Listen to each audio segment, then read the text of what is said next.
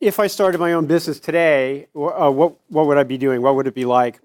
And that's just to get us going. So if I started my business today, and I'll go through our panelists, ask them each to kind of respond to that. Maybe there'll be a follow-up question or two, but we've got not quite 45 minutes, and most of that time will be for your Q&A with them. So this is your time to interact. We'll just get things started with that question, and then I'll open it up, and I might have to repeat. Am I going to have to repeat the? You got it, Mike? Okay. Okay, so the introductions are Kristen Buchanan on Good on You Bar, Naveed Alipur, Lacoste Investments, Morgan, if you were here for the fireside chat, you know about On My Block, and Stefan Arstall, Tower Paddleboards. And by the way, I should mention that Kristen is a new friend of ours and with us for the first time. These other folks have been around. Naveed has been a coach and a mentor and one of our angel investors in the V2 pitch competition in the spring. Morgan was the main money winner in our V2 pitch competition last spring. Stefan has been a keynote speaker and, of course, is a star of TV, having been on Shark Tank and a big investor there. But we're glad to have all of them with us tonight. So thanks all for being here. So let's just, you know what? I'll let you warm up, Kristen, and just listen while we go along. Let's start with Stefan. So the question to start the discussion off is, if I started my business today, what would you do? Go ahead. Okay. So in my opinion, the businesses I've been in, it's just sort of one business to the next business to the next business. So you're kind of always at that point where if I was starting my business today, in my business, which is a stand-up paddleboard business, we started with selling, hardboards and having somebody else manufacture them. And just recently, within the last 3 or 4 months, we've started a factory here in the U.S. So now all of a sudden I'm in the manufacturing business, and we want to jump that into Mexico and then take, business away from Chinese manufacturers. So you're kind of always, what would you do, in that business? As far as sort of like tactical, something I'm really trying to take advantage of now that I found that has paid off really well for us is just outsourcing, everything. I've been a big fan of Tim Ferriss, for a long time, and his whole idea of the 4-hour work week of just maximizing your productivity by leveraging a lot of other people. And so we're really this year in 2014 going to push to, how can we take our sort of 3 key executives and make them, have the productivity of 10 or 15 people by leveraging outsourcing. Thanks. If I started our business today, well, one of the things that was a big hurdle that we overcame early on was we started out by populating our platform with Craigslist listings, which we were scraping from Craigslist, and we ended up stopping in doing that because we got in a little bit of trouble with Craigslist, and they told us to stop doing that. So we did that, and that was a big hurdle that we overcame. And the reason why we did that early on is because everyone was going to Craigslist to find places to live. And so we said, okay, well, if we make our platform look better and we become a better Craigslist, then people will use our platform. But now looking back on it, I wish that we had, as we like to put it, done the harder work earlier on and realized that just scraping Craigslist is like an easy way to just try to get more users, but really, it's about doing the hard work and really gaining the trust from your users early on, and creating a service and an experience that they will trust and love. And so I think that was one particular road bump that kind of set us back, but it helped us also realize that in order to create a valuable company, we need our own users that like us for who we are. And if we're reliant on the fact that we're just scraping Craigslist, and then we don't really have our own customers. We still have Craigslist users on our platform, right? So that was a big thing that we learned. And looking back, and now particularly what we're doing is building out the trust in our own users, building out the trust in our own landlords, and creating a good relationships there. So. Well, as an investor, unlike Stefan and Morgan that have started their own businesses, we looked at 1,000 deals a year. That's just the deal flow we see and what we look for. So I'm going to say what we look for in a business is what's the pain point they're addressing. So with Morgan's example, he was a student, so that fits. He's addressing the pain point as a student. He knows it. Or as Jayla, she liked the wine and the spritzer. So those type of things. What's the pain point? Who's the team? Why are they the right people? And how big is the market? And then who are their advisors and strategic partners and investors? Because that's key, who the advisors are, the board of directors, and are they asking for help? Because, and that's one thing that I encourage anyone, is just ask for help, find the people you want. Morgan mentioned LinkedIn. It's a fantastic tool that not enough people use, and find the type of people that can help you and find out how you can get to them. And you'll be surprised. I mean, yeah, there's going to be people that don't help, but or don't respond, but you'll be surprised at how many will be willing to pick up the phone or respond to your email. So I leave it with that for now. Naveed is the only investor on our panel so far in his career this evening. Let's do Kristen, and then we'll cycle back and pick up Jeffrey. Well, Naveed's advice was exactly what I should have done. When I finished field hockey, I opened a chain of cafes. We started with one and grew it to 5, called Good On You Deli. And we saw a huge need to offer a healthy snack on the go. So we started making our own bar, because as we became more educated about food, we realized that the stuff we were bringing in, we're looking at the ingredients, it was really pretty bad. And so we developed our own bar, and we knew nothing about the $3 billion segment, about marketing plans. We opened the cafe in a busy spot, and people came in. Opening a bar and taking it to market was a whole different ballgame. So we could have saved a lot of money had we reached out to some people in the industry, asked them, developed an advisory board. We're 5 years into the bar now, and I feel like we're just starting over again, really knowing what we're doing. We raised money, did the whole rigmarole, took on investors and all that. So a little bit more prep work in the beginning, but we were probably just kind of clueless starting what we did. It's a very competitive market. Clueless is how a lot of people start. I wouldn't. Yeah, we were passionate. Yeah. Well, the definition of an entrepreneur is someone who's delusional, right? Because you have to be crazy and delusional to jump off the cliff and do it, but you have to have that persistence and drive. Well, before they haul us all the way, let's have Jeffrey Adler just joined us. He's the Sorry founder about of D-Lush, and you may have had some of his refreshments tonight. Our topic is, if I were to start my business today. If it were to start it right now? Yeah. Okay. Okay, gotcha. Wow. Is that the question with the 21-year-old thing? No, If you were that's done the- that, that's the the- other one. All right, gotcha. Because I had a joke for that one, but I can't use it now. So Go ahead, let's hear it. I am 21. Okay. Good. So, yeah, I mean, what can I tell you? I'm late here because I was out there arm wrestling to try to raise capital. So you definitely have to be delusional to be an entrepreneur. It's, I think, a prerequisite. No shame in that. And sometimes you start clueless and sometimes you end up clueless. And it really is just a wild, wild run.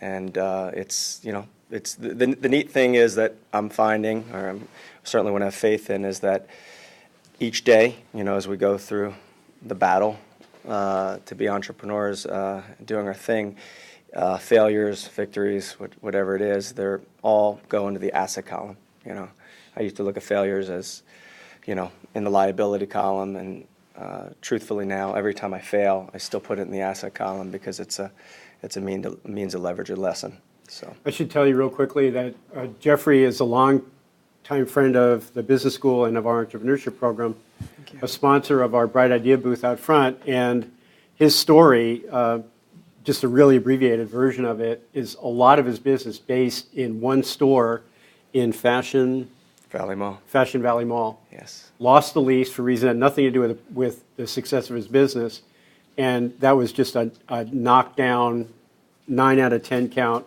And he's come back from it, and he's doing great, and we're really happy to see that. That's very kind. Thank you. Thank you.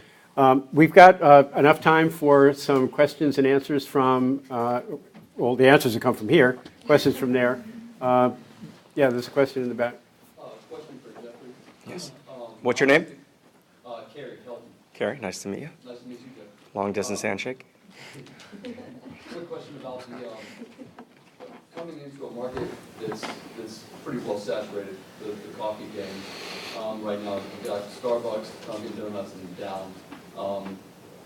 How do you create a space for yourself and differentiate yourself and your product from such a market that's so saturated? Yep. It's a very fair question. Still trying to figure that out. But I think it starts with trying to really understand where the white space is in the bricks and mortar beverage world. We're not, it's multiple verticals: coffee, juice, shake, tea. So one of the points of differentiation is it's sort of a playground or a crossover drink concept.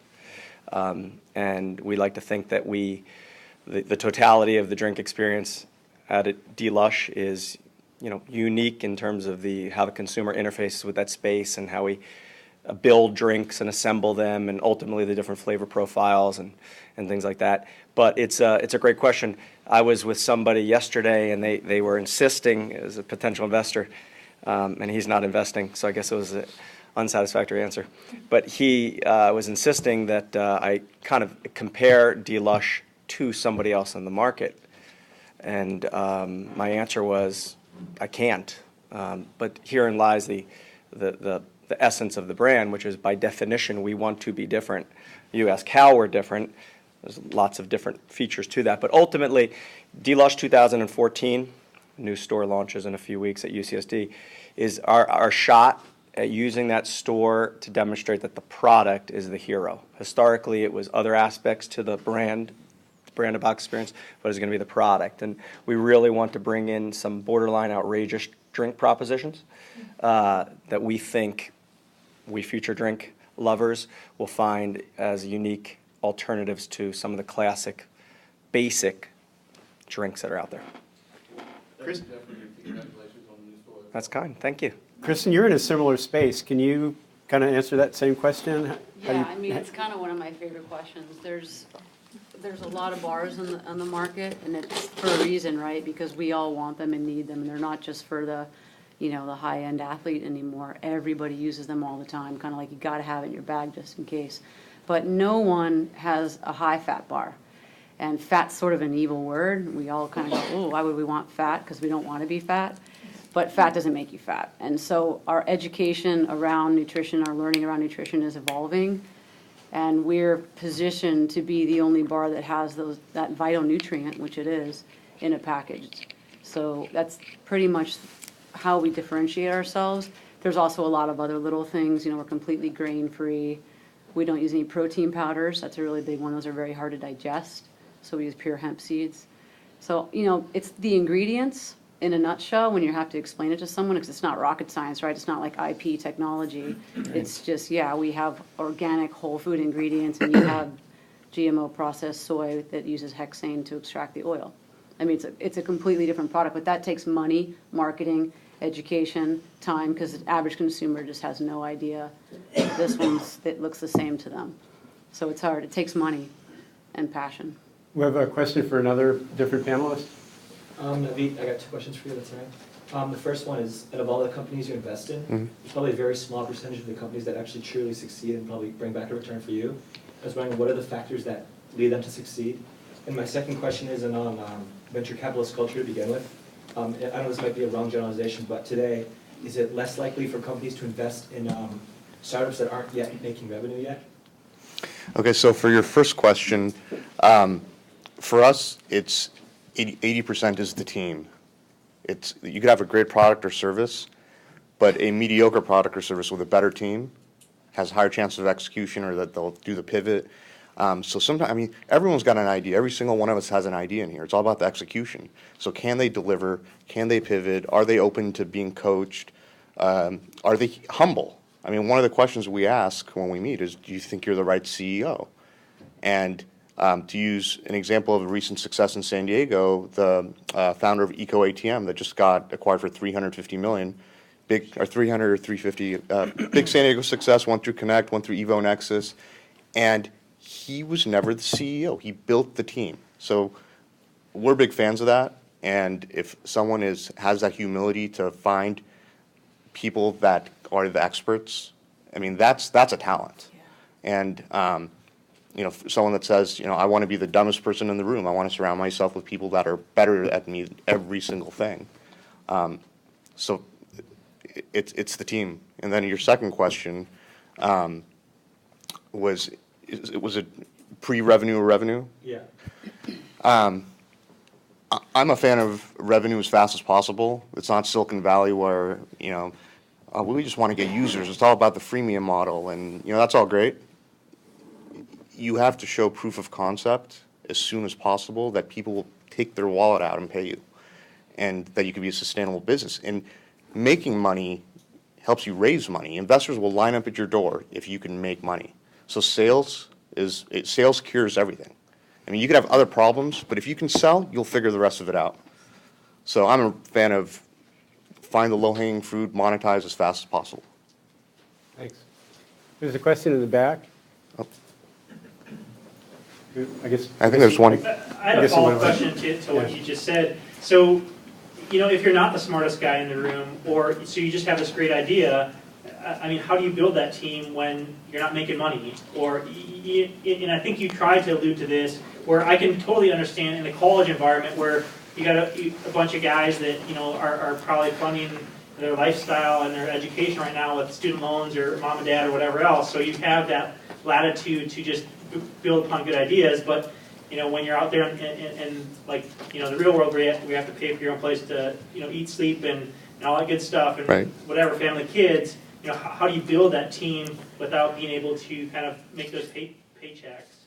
Great question. I mean, that is the challenge, and that's why entrepreneurs need to be delusional, because you got to find ways to make it happen. You have to attract equally delusional people. Yeah, and find, you know, we like to say, find the CTO that has had a success, and you don't need to pay them. Give them equity, if you're not the tech person. I'm using that as an example. And so then you're not paying them. They want in if it's a good idea, and you give them equity, and that's how you attract top talent. Okay, I got you. So, you know, maybe somebody on the, like, hey, I know this attorney on the side, he's really awesome. He'll kind of consult with me on legal issues, you know, and I might give you Well, I wouldn't recommend that on legal Well- stuff, but I was saying more in building your team, not your banker or your attorney. I was saying like your developers, your tech people, your biz dev person, your salesperson. Find the people that have already been successful. I mean, when we hire a salesperson for a company, we ask them for their W-2s. Because if they've told us they made $500,000 for the last 5 years, and you're allowed to ask someone for their W-2. And if they've made it, they'll show it. So, but that's different. That's for a salesperson. You're not going to ask that if you're hiring for an engineer or a tech person. Let me just put that to Stefan too. How did you go about building your team when it was cash was kind of sparse? Well, I think the idea is important in building your team. So if you can get a sexy idea that people want to rally around, that helps you, you know, bring in the people. So think about that. I mean, like with the paddle boards, I wanted to start a business where I was a surf company CEO. That was like my dream job, I thought. And so I created that company, and what that attracted was the TV show, because it was a sexy industry. They wanted that on TV. Okay, so then we got the TV show, and then even the investors are kind of attracted to sexy, you know, ideas. So we ended up getting Mark Cuban, and then we've got, you know, the sexy business, Mark Cuban, the TV show. Now it's really easy to hire.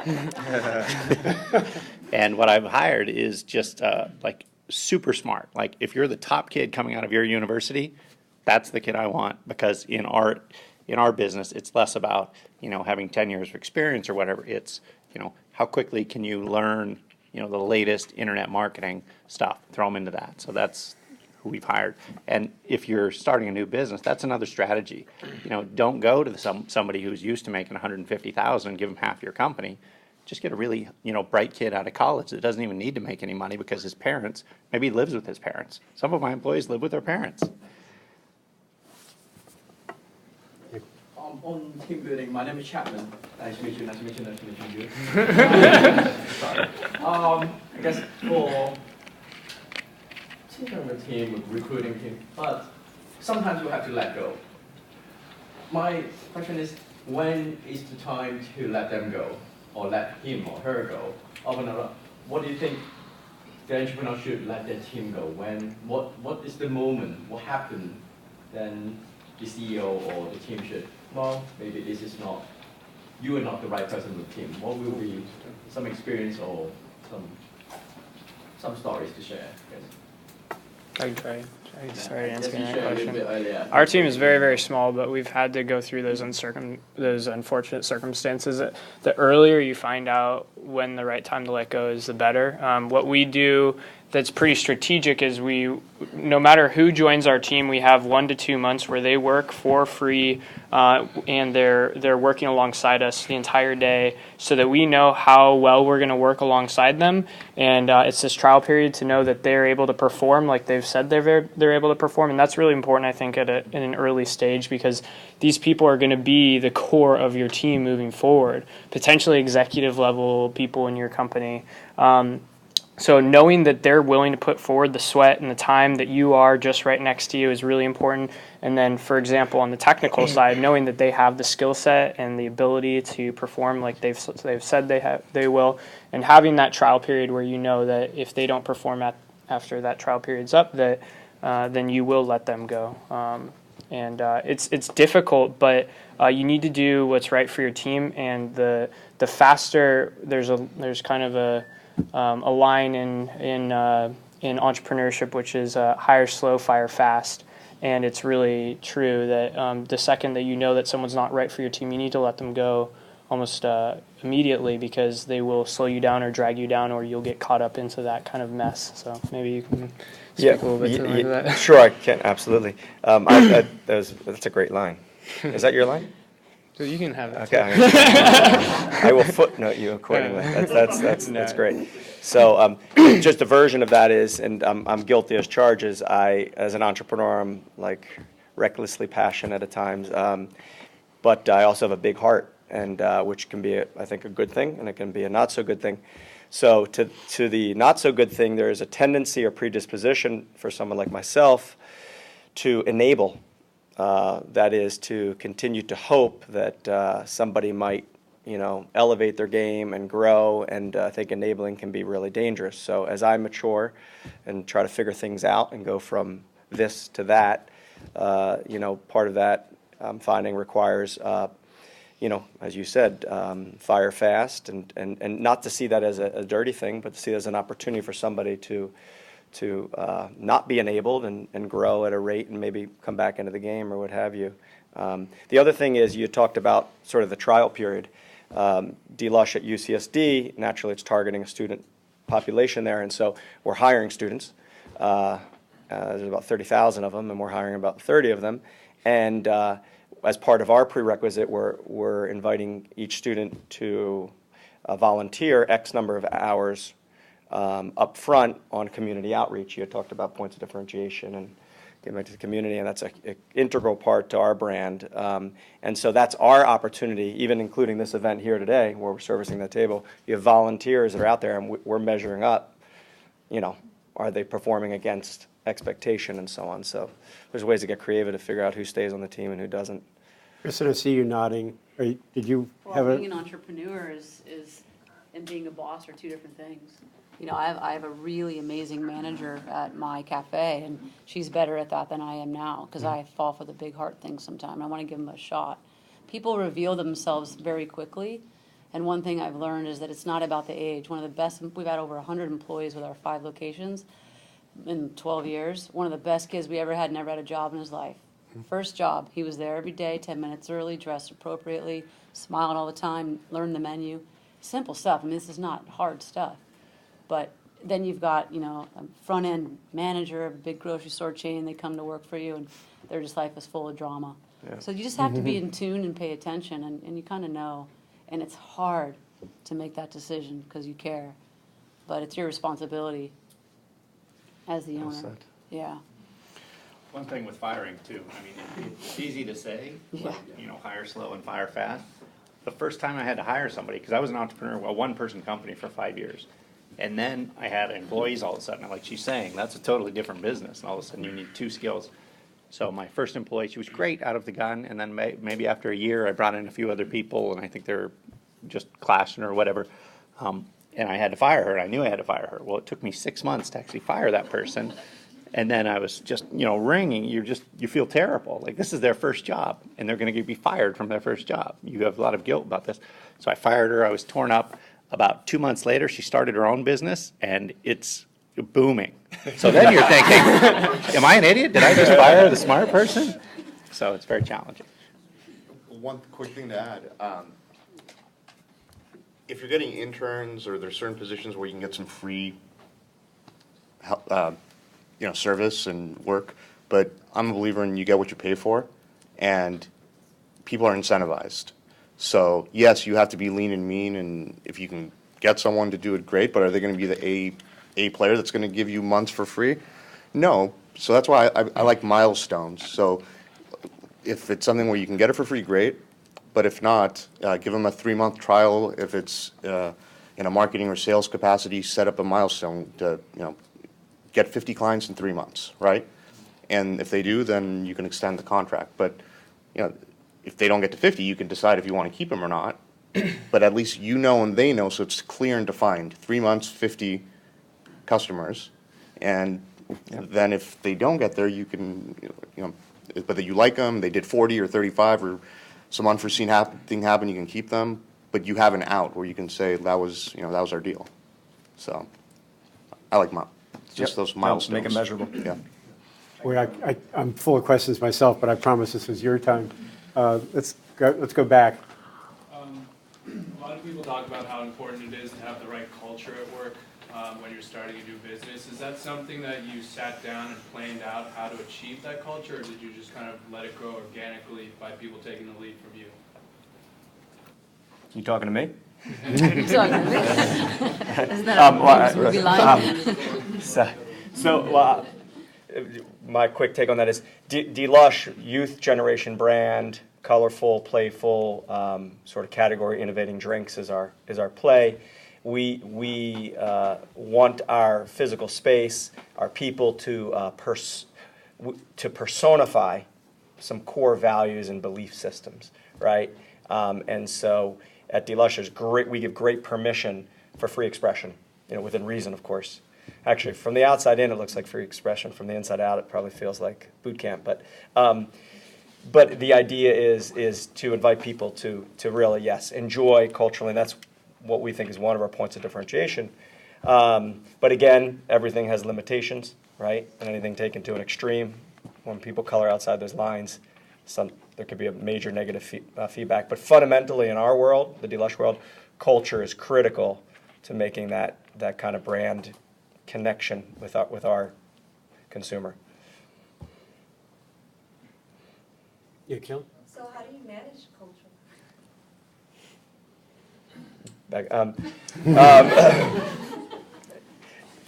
How do we manage culture? Because, you know, young youth and... Right, no, it's tricky. I'm trying to deflect the question. Yeah, it's kind of who you are as a person, you know, so like, I wouldn't start, you know, a GMO soy company, right? Because it's not who I am as a person. So culture to me is something that's very authentic. So you manage it by being definitive and talking about things that matter to you and having company goals. Like, we will donate to this organization instead of this organization. That becomes everything you do is part of your culture and who you are, the events that you go to. So the people that you hire, without discriminating, it's more about beliefs than about looks, but it's about a lifestyle of being healthy. You know, so we don't hire smokers, and that's actually written in our policy. It's not a protected lifestyle. So if you smoke, you can't work at our company, and we can fire you if you do. That's a really big part of my personal beliefs, because I don't want anyone, not even around us, but I don't want you to smoke, and I want you to know how serious that is. We've had kids that have stopped that have come to work for us. So it's being passionate, I think. It comes down to who you are. It's easy to manage when it's authentic. Cool. This is a question for most of you on the panel. Anybody can answer it.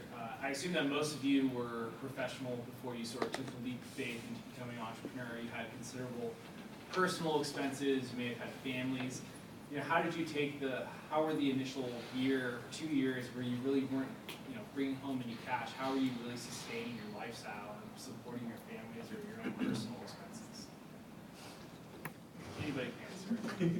Well, I had two transitions. So I came out of grad school. It was '99. Very easy to get a job. So I got an internet job, and I worked in that for about 5 years. But I wanted to start something on my side, and I was kind of trying to do that.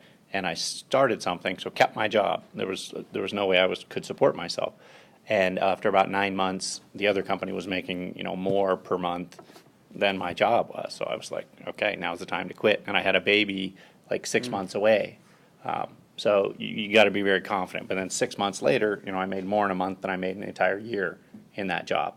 But the lesson in the entrepreneurial world is it cycles. It goes up and down. That was the peak of it. So we went up and down and up and down. And then 5 years into that business was sort of slowly dying. And you're coming into about 2008, 2009, and all of a sudden, I'm starting to run into like, okay, I'm spending more money than I make. Do I need to go out and get a side job? So I was almost pushed back into the corporate world, and I was looking to start another type of business to supplement my income, and that's why I started the paddleboard business. And I had to basically kill 30% of that business, take money out of it to start the paddleboard business. And I started that, and about 6 months into that, I was also job hunting because, okay, we're going to run into a real problem here. And, luckily, sales sort of took off, and then Shark Tank came maybe 3 months later, and boom, back out. But in the last 15 years, there hasn't been a really secure moment. Even now, it's so you get this paranoia as an entrepreneur, and I think that's a good thing. That's why keep your expenses low.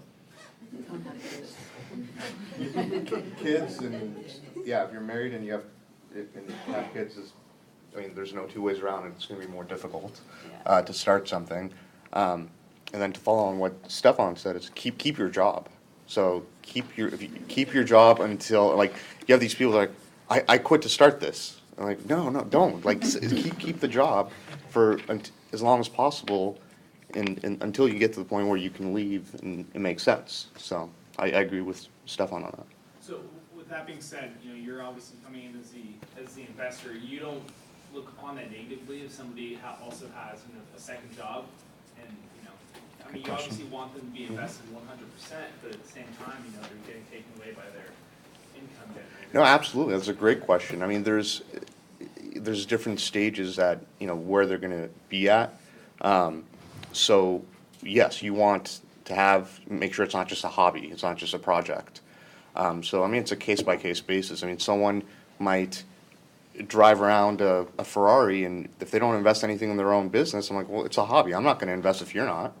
But if it's a young kid or financially strapped and they put in 10,000 and that's all they have, that means more to me than the other one that it's just a side project. So you can tell case by case, how much skin in the game they have.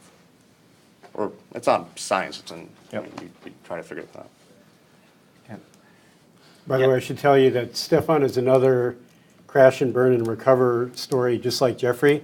Only Stefan's occurred in about 10 minutes on national TV, where he got partway through his pitch and just blanked. And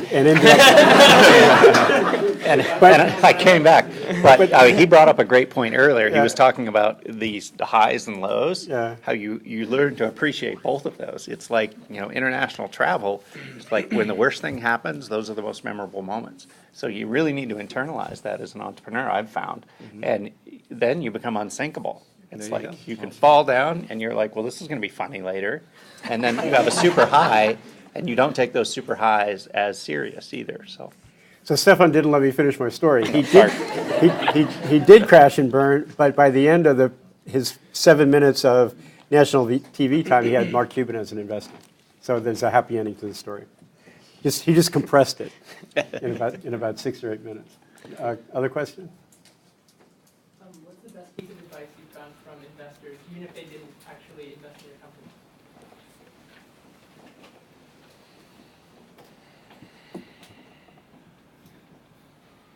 I can start that one. Yeah. So I've talked with a lot of investors, Naveed being one of them, and one of the big pieces of advice that he gave me was, and he just mentioned it, being humble is really important. When you go to investors and you talk to them, they're going to ask you really, really tough questions, and they're going to ask you questions that some of which you're not going to be able to answer, and that's okay. And it's great to just. It's really important to be accepting of their viewpoints and understand where they're coming from, because they've talked with probably 1,000 more companies than you've, or 1,000 more CEOs or entrepreneurs than you have, and so they have a lot of ideas that can that's swirling around that can potentially help your company, and you may agree or you may disagree with their ideas, but it's really important to just approach the whole situation as humble as you can, because then you learn the best tidbits about where your company can go in the future, and also how you're going to approach those conversations potentially with other investors in the future, because no doubt they're going to ask you some of those same tough questions. And then when you do get asked tough questions and you don't have an answer, it's important to be able to say, I don't know right now, and be honest, but I'm going to get back to you, and I'm going to do my research, and I'll get back to you on that. So those are 2 pieces of advice. Yep. That was great. To share or build on that, I think transparency is critical, which is, again, just tying into humility, but being completely honest. Investors, as I continue to get reminded, do not like surprises.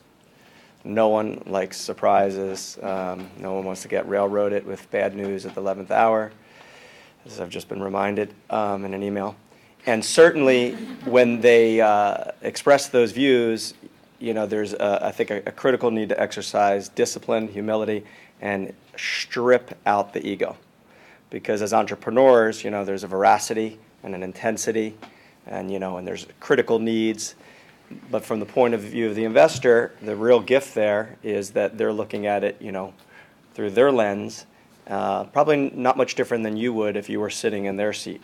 And so I think it takes enormous strength to restrict and try to let the message sink in, remove the ego, and recognize ultimately that, you need them to get your first down, right, and keep the ball moving down the field. So I think investors are a two-edged sword, is what you really got to understand too. And this wasn't something that Mark Cuban told me, but all the communication with him is by email. And one email he sent me, he was actually responding to another company that he invested in, and he CC'd me on it. And he proceeded to rip this guy and just say, we can't have down months. You're being an idiot here. Why would you possibly think to do that? And just all this stuff. And I was just like, and I sent that to everybody in my company. I said, okay, things are going good with us, but if things go bad, this is what happens. And so, as an entrepreneur, you think, well, I just get an investor, and then, okay, life is good. All you've done when you get an investor is you've doubled down. It's kind of like starting a business with a family. You're already doubled down. So there's good and bad. If I could add one thing to, those are all great comments. And I think what's really important from the entrepreneur's side is the communications and the transparency, because they're not all going to work. And I can think of a company that I'm an investor in that the guy's a great CEO. I know he will succeed. It might not be this company.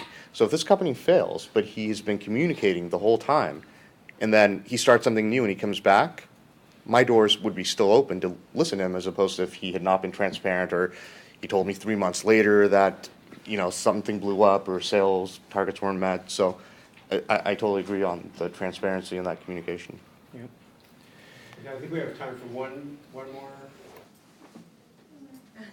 Let's get a new person. Go ahead. Okay, so when you're a bootstrapper, you get your money, put it into your business, you try to make it work, and then at what point do you say, you know what, I am gonna suck it up and get ready for the investor world and have to reorganize like how you do everything, or do all the research and get ready for changing your mindset to be like not being in charge of how do you get revenues, but now like how are you going to take on money to grow your company and that switch. One is what happens through that transition? What did it feel like to make that decision? And then 3, what did you have to do to, I guess a really fat question, but I guess how easy was it, or was it really hard to kind of do that, like restructuring as a solopreneur to go on to being an entrepreneur with investor? Yeah, 3-part fast question. Maybe we can answer just quickly a couple of reactions to that. One piece of advice I've been hearing from a lot of investors is, and it's great, is to use platforms like Indiegogo or Kickstarter to prove your concept. It's something that's free. I believe with Indiegogo you get to keep the money as opposed to Kickstarter, so I prefer that one. If anyone in here wants from the founder of Indiegogo how to do a good presentation, we met her at Social Venture Network, a group I'm with, and I'm happy to email it to you on Dropbox. It's such a cool place because she told many stories of people who went to try to get investment. They all said no. They went on Indiegogo, raised $100,000, and then the VCs were knocking on their door. So sometimes you can bootstrap in the beginning and prove your concept and get your feet wet. I think ultimately to bring a product to market, you're gonna need money. So I think simultaneously learning how to find investors and just learning that whole world and the lingo. And there's incubator programs in San Diego and programs like this. It's just invaluable. I wish I had done that sooner. But be prepared because you're the entrepreneur running your business, and then you're going to raise money, and it's two jobs. It's 2 full-time jobs, and it's hell on earth. And I'm so glad we're done. For now. For now. We're done for 2 years. Taking a vacation. We're going to have to stop there. If you thought this part of the evening so far, the fireside chat and this panel was cool, wait till you get to our event at 8 o'clock.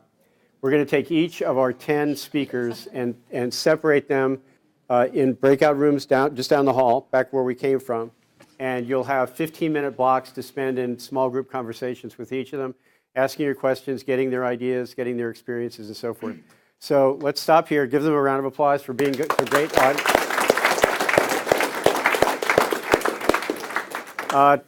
Take 10 minutes and find a place down the hall where you can join them. Their name.